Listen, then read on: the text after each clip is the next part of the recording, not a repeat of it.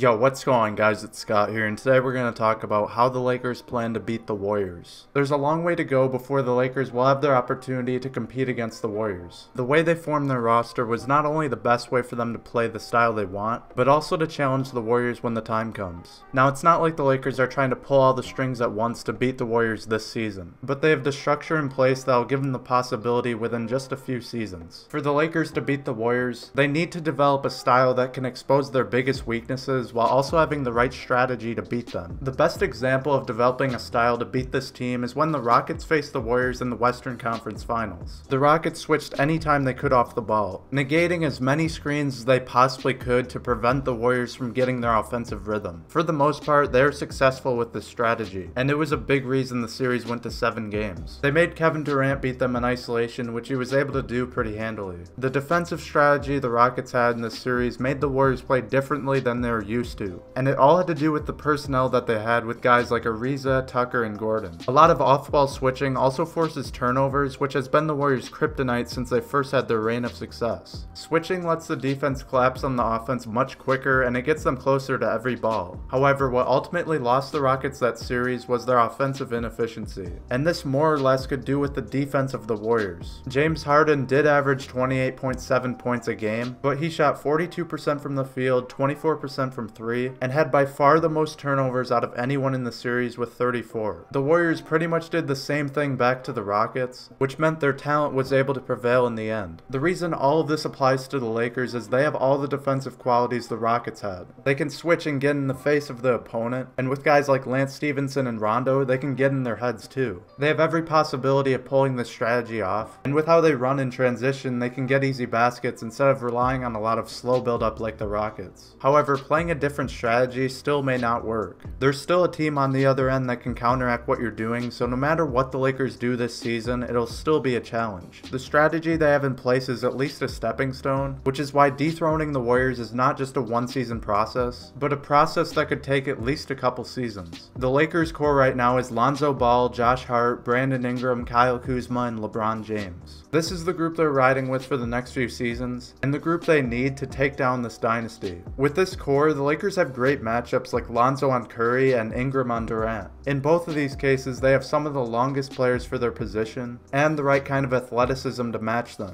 The Lakers will need more than this though. They need even more versatile defenders and even more offensive talent, and that all depends on the progression of the players in this core, but also who they'll be able to add in free agency. The one player that sticks out to me who could be the killer of the Warriors is Anthony Davis. Against the Warriors in the playoffs last season, he was the series leader in scoring next to KD with 27.8 points, the leader in rebounds with 14.8, and the leader in blocks with 2 per game. Unless DeMarcus Cousins comes back as the same player he was before the Achilles injury, the Warriors do not have a player that can stop Davis on the boards, and they certainly don't have a player that can stop him from scoring. This is a common theme with a lot of teams in the league, and that's why he's been the most coveted star over the last few months, as teams are lining up to acquire him in free agency in 2020. What's special about Davis and why he's the perfect player for the Lakers to acquire to beat the Warriors is how he can contribute to their play style. At 6'10", Anthony Davis can guard anyone in the paint, such as Kevin Durant. He's also very good on his feet, so he can work against the screening and off-ball movement of the Warriors. Then offensively, he's extremely talented in his own right, and he can instantly be instilled in the Lakers' offense as a rim runner, ball handler, and even someone they can give it to when they want to slow the game down. The key area Davis fits with the Lakers' offense is with his ball handling at his size. The Lakers run multiple ball handlers at a time. There isn't just one distinct point guard that everyone works off of. They do have Lonzo Ball listed as their point guard, but Lonzo can play off the ball and be a cutter or screener, and make players like Steph Curry work a lot more than they want to on the defensive end. It's the versatility that the Lakers need more of to stop this dynasty, and the development of a strategy that can get them out of sync, but also stop them entirely when they can. Anthony Davis is everything the Lakers are missing, and it's vital that they're able to add him to the versatility they already have instead of trading away some of it to get him. Like I said, the Lakers have a solid core in place to give them a challenge right now, and it will take a lot of growth from them over the next couple of years to reach the level they need to be at. It will also be interesting to see how DeMarcus Cousins will work out, as he'd be everything the Warriors were missing at center, and would put them close to unstoppable if he's healthy and with them long term. It will not be easy to take down the Warriors. There's a reason why a lot of my content is revolved around them, because they are the standard in the NBA, and everyone will need to find a way to reach their level. That's all I have for this video, guys. I hope you enjoyed. If you want to see more breakdowns like this, then make sure you subscribe for daily content. And leave a like if you enjoyed this video, and thanks for watching.